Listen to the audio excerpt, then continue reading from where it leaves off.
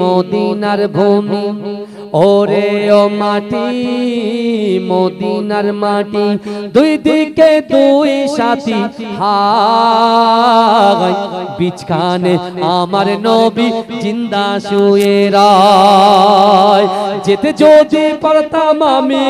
সোনার মদিনায় সালাম আমি দিতাম গিয়ে নবীজির রওজায় যেতে যদি পারতাম আমি সোনার মদিনায় সালাম আমি দিতাম গিয়ে নবীজির রওজায় মদিনার ধুলাবালি পাই যদি সামনে আমি মদিনার ধুলাবালি পাই যদি সামনে আমি মাখতাম আমি পেলে পরে সুরমা বলে হায় বিছখানে আমার নবী জিন্দা শুয়ে রয় বিছখানে আমার নবী জিন্দা শুয়ে রয় রওজাতে শুয়ে নবী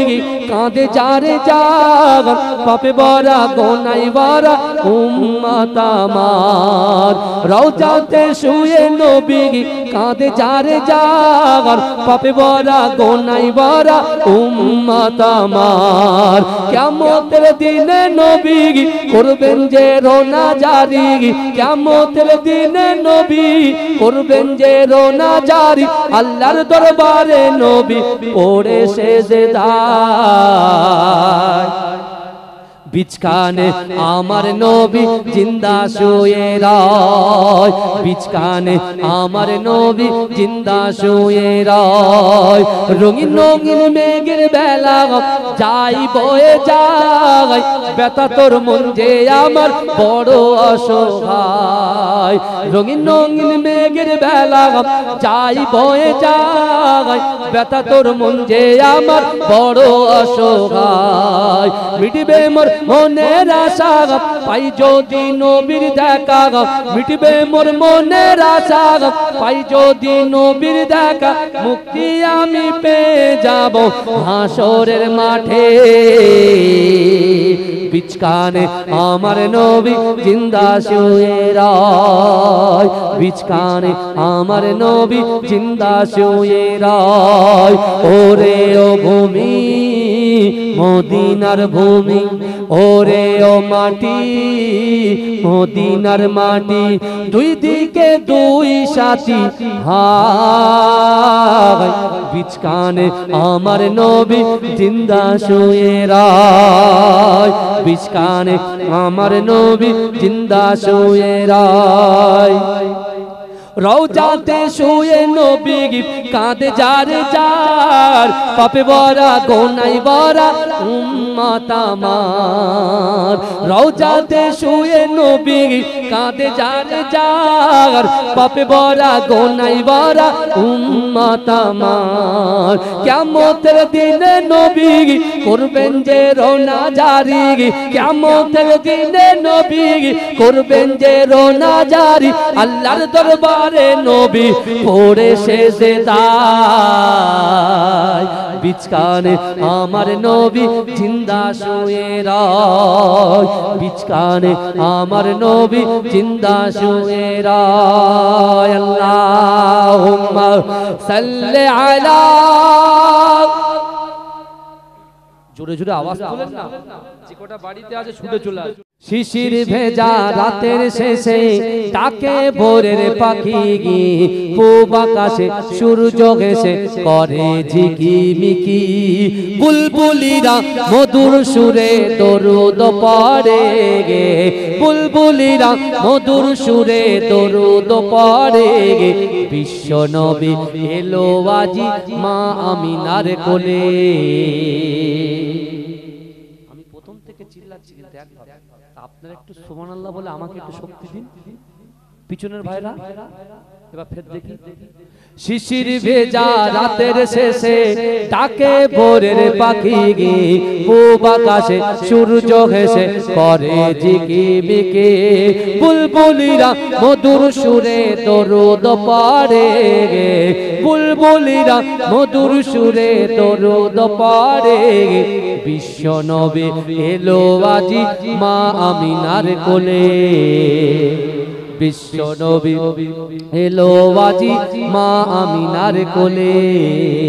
রাতের আধার ঘুচে গেল ফজর হলো যখন আমার নবী দুনিয়াতে এসেছিল তখন রাতের আধার ঘুচে গেল ফজর হলো যখন আমার নবী দুনিয়াতে এসেছিল তখন বুলবুলিরা মধুর সুরে দরুদ পড়ে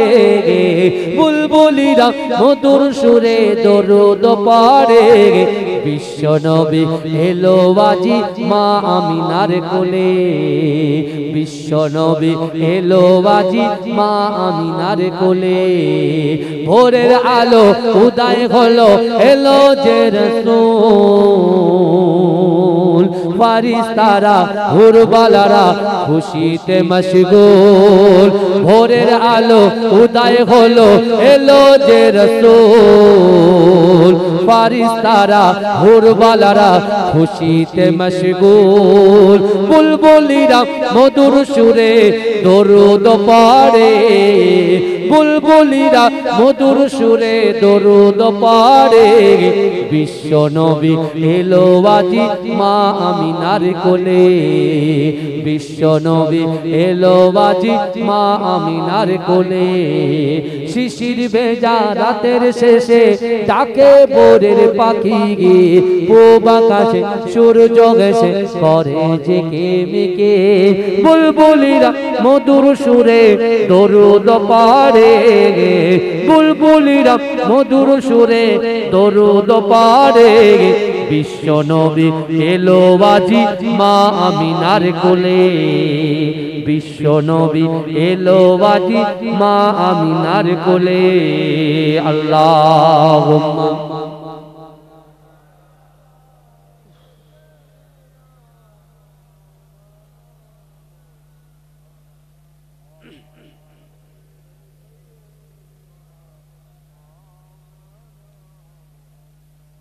আমার বাবাজিরা ভাইরা আমার যুবকেরা আমার মায়ের মুখটা ভালো করে বোঝার চেষ্টা করে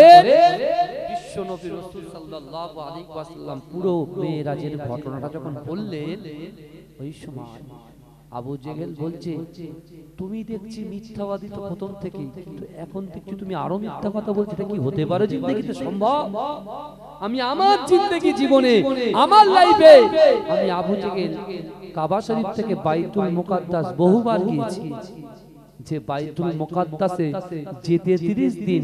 আসতে 30 দিন সময় লাগে আর তুমি বলছো একই রজনীতে কাবা শরীফ থেকে বাইতুল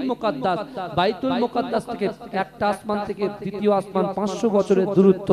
এই আসমান সপ্তম আসমান ভেদ করে আল্লাহর সঙ্গে সাক্ষাৎ করেছেন জান্নাত দেখেছেন জাহান্নাম দেখেছেন আবার একই রজনীতে তুমি কাবা শরীফে আসছো এটা কি পাগল পেয়েছো আমাকে আবু জেহেল বলছে আর আল্লাহর রাসূলকে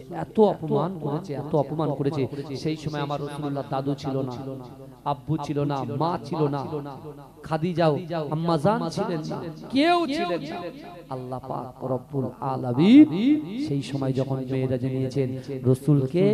আবু জেহেল একা পেয়ে চাটা নাই কথা বলে আল্লাহর রাসূল মাটিতে গড়িয়ে পড়ে সিজদারত অবস্থায় কাঁদতে শুরু করেছে এদিকে আবু জেহেল চিন্তা করছে আবু বকর একজন শিক্ষিত মানুষ আমি তার কাছে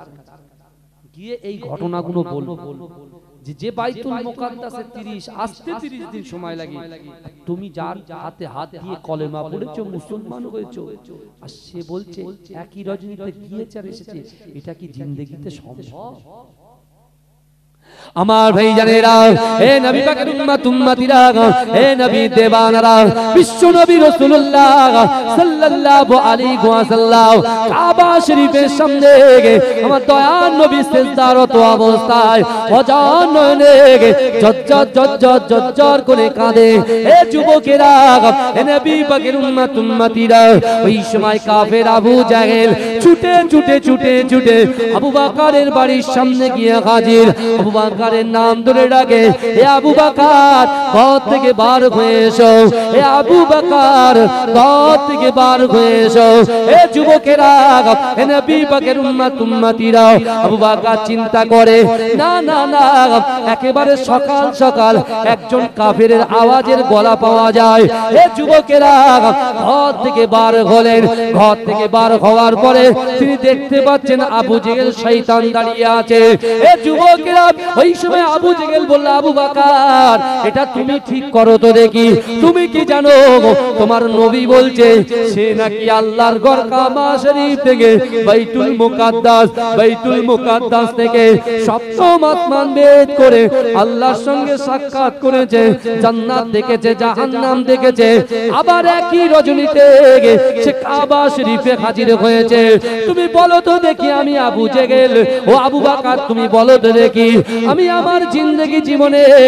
বহুবার বাইতুল মুকাদ্দাসে গিয়েছি। ওই বাইতুল মুকাদ্দাসে যেতে 30 দিন সময় লাগে, আসতে 30 দিন সময় লাগে। আর তোমার নবী বলেছে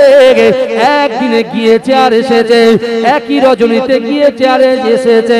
এ যুবকেরা, ওই সময় আবু বকর বলেছিল, এ কাফের তুই আমার বাড়ি থেকে দূর হয়ে যা। না না না,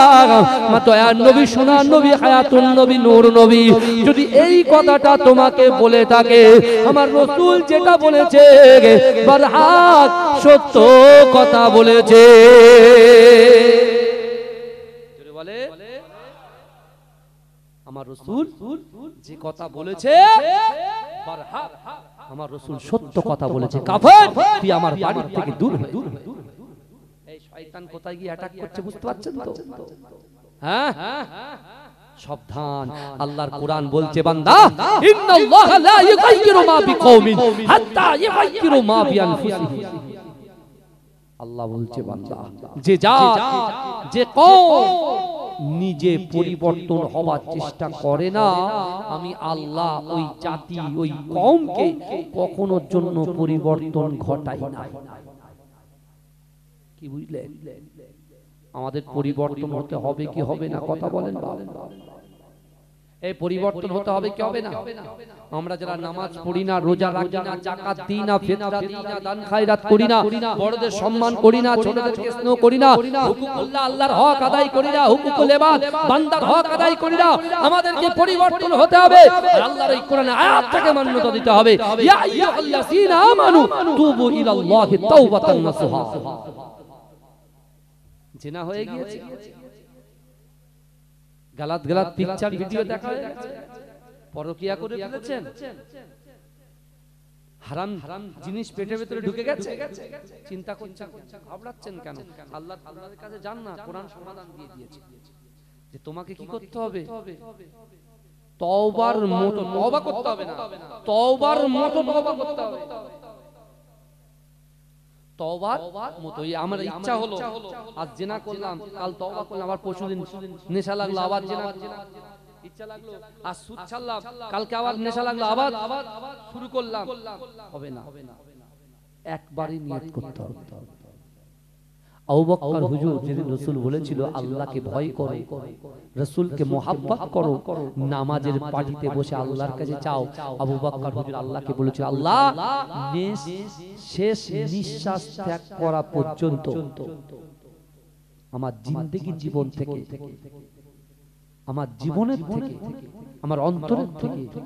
আমার শরীরের থেকে, আমার সন্তানদের থেকে, আমার স্ত্রীর থেকে, আমার পুত্র থেকে আমি রাসূলুল্লাহকে বেশি ভালোবেসে যেন দুনিয়া থেকে যাই। জোরে বলুন,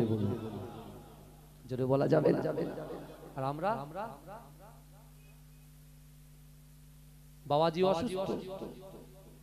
ছেলে ফোন করেছে, হুজুর আব্বা অসুস্থ, একটু যেতে হবে। কোথায় বাবা? হুজুর একটু নার্সিং হোমে যেতে হবে। আচ্ছা ঠিক আছে, নার্স বাবাজির হাত ধরলাম, বাবাজি কাঁদছে আর বলছে হুজুর বড়